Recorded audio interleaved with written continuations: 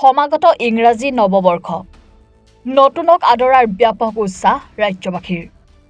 বনভোজস্থলীত ভিৰ বিভিন্নজনৰ গোলাঘাটৰ নেঘেৰিবিল বনভোজস্থলীত প্ৰৱেশ নিষিদ্ধ নগাৰ নাগালেণ্ডৰ তিনিখন ভিলেজ কাউন্সিলৰ এখন জাননীয়ে সৃষ্টি কৰিছে গোলাঘাটত তীব্ৰ প্ৰতিক্ৰিয়াৰ জাননী অনুসৰি কোনো বনভোজকাৰী দলৰ প্ৰৱেশ নিষিদ্ধ কৰিছে নদীত মাছ মৰা শিকাৰ কৰা আদি ক্ষেত্ৰতো বাধা আৰোপ নগাৰ নিয়ম উলংঘা কৰিলে 10,000 টকা পৰ্যন্ত ভৰিব লাগিব জৰিমনা আজি দেখা পাইছো এখন সাইনবোৰ্ড তিনিটা বস্তিয়ে মিলি সাইনবোৰ্ড লগাইছে ইয়াত মানুহ সোমালে নদীখন পাৰ হলে 10,000 টকা ফাইন মেৰাপানীৰ নেঘেৰিবিল বনভোজস্থলীত নগাৰ এনে হঠকাৰী সিদ্ধান্তত তীব্ৰ চাঞ্চল্য সৃষ্টি হৈছে প্ৰাকৃতিক শোভাৰে ভৰপূৰ নেঘেৰিবিল বনভোজস্থলীত দীৰ্ঘদিনে অসমৰ বিভিন্ন প্ৰান্তৰ পৰা বনভোজকাৰী দল আহি সৌন্দৰ্য উপভোগ কৰেহি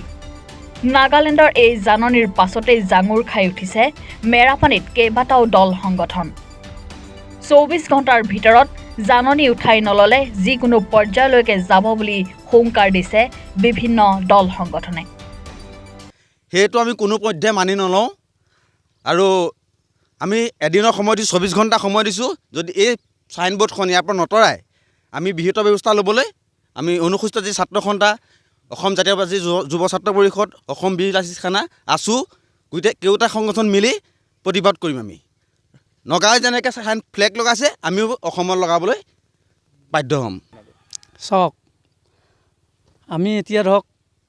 যোৱা বছৰ আমি এখন কমিটি ইয়াত তদাৰক কমিটি পাতিছিলোঁ আমাৰ 2 নং নেঘেৰিবিল বনভোজস্থলীত গতিকে বৰ আনন্দ মনেৰে আমি প্ৰতি বছৰে মানে আনন্দ মনেৰে আমি পিকনিক প্ৰতিজন ব্যক্তিয়ে বা বহুত দূৰৰ পৰা আহি আমাৰ ইয়াত মানে পিকনিক খাই যায়হি আনন্দ মনত কিন্তু এইবাৰ আজি ৰাতিপুৱা মই গম পালোঁ যে নটিছ এখন ইয়াত মানে পুতিছেহি বুলি আমাৰ পিকনিক প্লেচত গতিকে আহি এতিয়া বৰ্তমান দেখিছোঁ যে পিকনিক খাব নোৱাৰিব ইয়াত ঠিক তেনেধৰণত গতিকে আমি ভাবিছিলোঁ সেই নটিছখন মৰাৰ আগতে যদি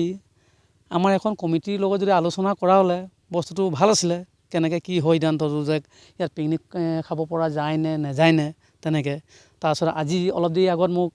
হিমান্ত দণ্ডাধিক মহোদয়ে মোক ফোন কৰিছিলে আজি আহিম বুলি কৈছে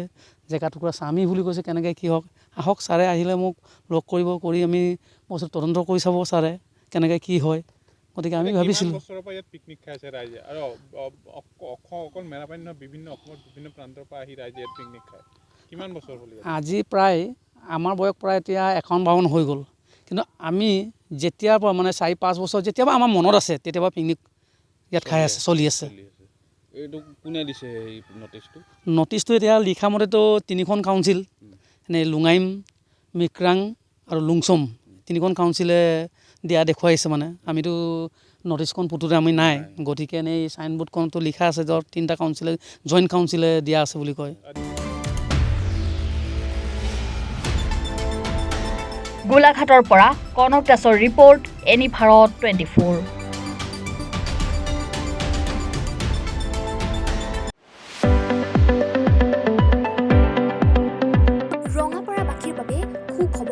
24আপুনি যদি দুচকীয়া বাহন ল'ব বিচাৰিছে তেন্তে এতিয়াৰ পৰা আৰু চিন্তাৰ কোনো প্ৰয়োজন নাই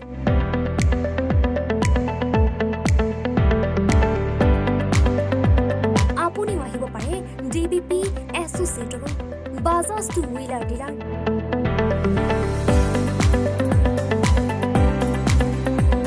আমাৰ ঠিকনা ৱাৰ্ড নং 8 ঠাকুৰবাৰী ৰোড ডাকঘৰ ৰঙাপাৰা জিলা শোণিতপুৰ আমাৰ যোগাযোগৰ নম্বৰ 9435707133 9707967285285